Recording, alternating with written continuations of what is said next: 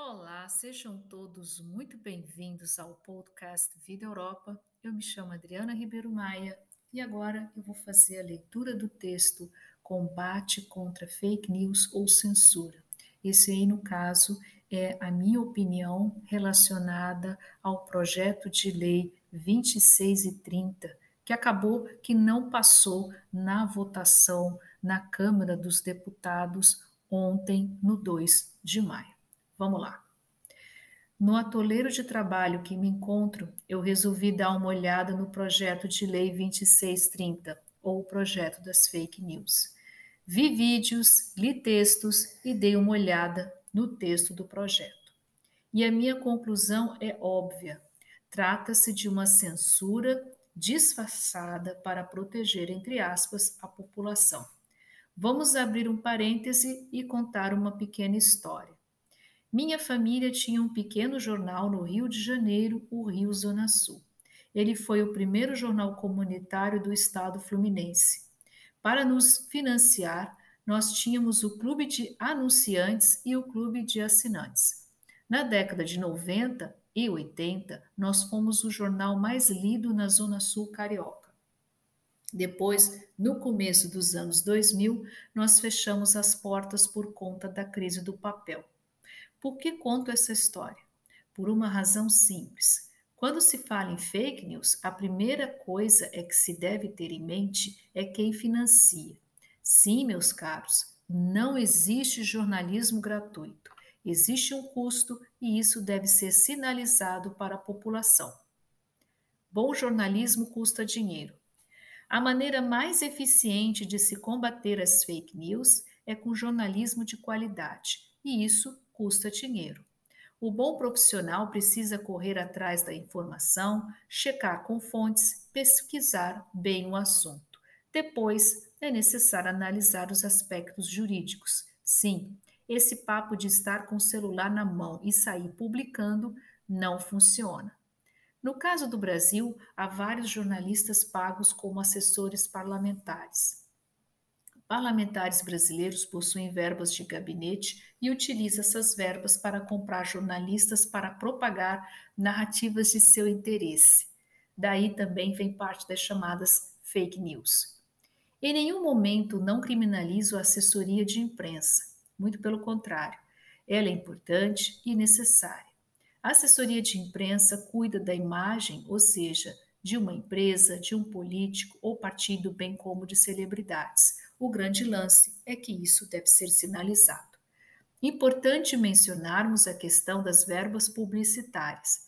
Aqui abre-se um debate muito importante relacionado até que ponto essas verbas podem ser usadas por políticos para fazer pressão em cima dos jornalistas. Em tempos de crise econômica que vivemos, há aqueles que defendem essas verbas para a sobrevivência de várias empresas de comunicação. Eu sou muito cética quanto a esse ponto. Na minha leitura, a imprensa independente não deveria receber verba publicitária. No caso do Brasil, vale a pena ver o quanto o atual governo vem gastando com verbas publicitárias. No caso, no texto tem um link para o portal da transparência. E as redes sociais? As redes sociais têm um papel muito importante na divulgação de fake news. Seu modelo de negócios é baseado em anúncios. Algoritmos não possuem nenhum sentimento e vão propagar através das timelines conteúdos que sejam engajativos para os usuários para fazer com que os mesmos permaneçam o maior parte de tempo possível na rede social.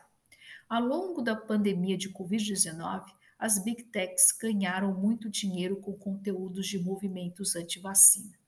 Depois de muita pressão, redes sociais retiraram parte desses conteúdos, entretanto, ganharam muito dinheiro. O importante salientar aqui, também, a necessidade de se monitorar conteúdos de violência explícita ou de apologia ao crime e à violência. Alguns mecanismos já existem, como denunciar dentro da própria plataforma de algum conteúdo impróprio. Até mesmo as plataformas possuem suas diretrizes para, de acordo com sua ótica, melhorar a experiência do usuário. Aqui na Europa, houve uma tentativa de controlar as redes sociais ainda no ano de 2018. Na época, houve muitos protestos. Afinal de contas, controlar parecia algo como censurar. E depois de um amplo debate com a sociedade, o ponto de destaque é a proteção dos conteúdos ofensivos, especialmente para crianças e adolescentes.